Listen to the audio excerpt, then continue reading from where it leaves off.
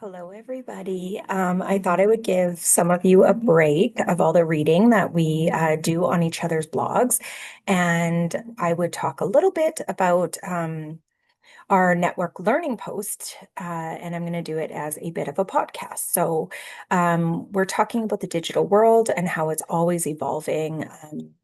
And it's really shaping how we teach as educators, and guys are students. So first, I want to talk about a little bit about the role of like YouTube, TikTok, and Wikipedia was a couple of the platforms that were suggested. So I'm going to talk a little bit about YouTube. I think for me as an educator in nursing, YouTube is actually a really great platform. There are some incredible sites that we can go to that have some really great resources for my students. Sometimes you just need to get like a visual and or an audio version of something in order to understand it more concrete than just a textbook.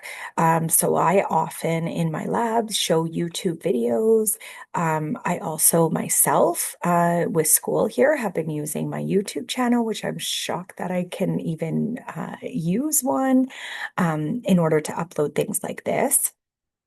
I think that as a culture, though, this has changed our kids. I think in the field of education, but also just in general, I think that some of the personal connection has been lost.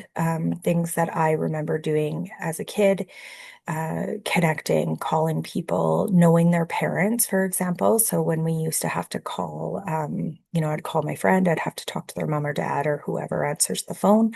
Nowadays, often the kids, there's people that even my kids, talk to, and I'll say like, "Oh, who is that?" "Oh, well, she's from cheer," right?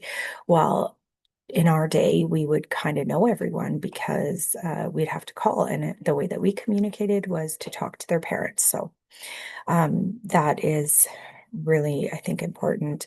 I think the big thing for me is how great I think it is. The other side is really misinformation. I try to tell my own nursing students that you have to have it from a good, credible source. And that's sometimes really hard to find. I can fact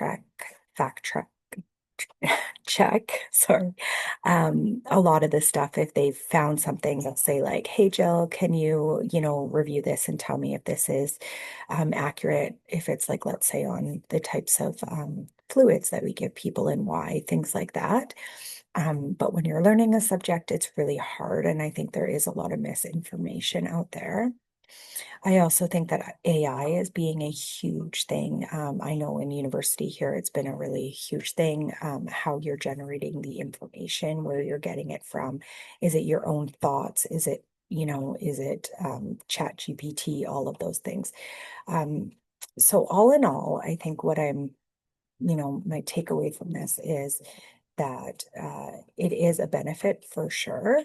I don't think it's the information that we're worried about. I think it's the use of the information that we need to worry about, how we're using it and how we're not using it, and whether or not it's a good, credible source. So that's my takeaway. Thank you very much. I hope you guys had a good week.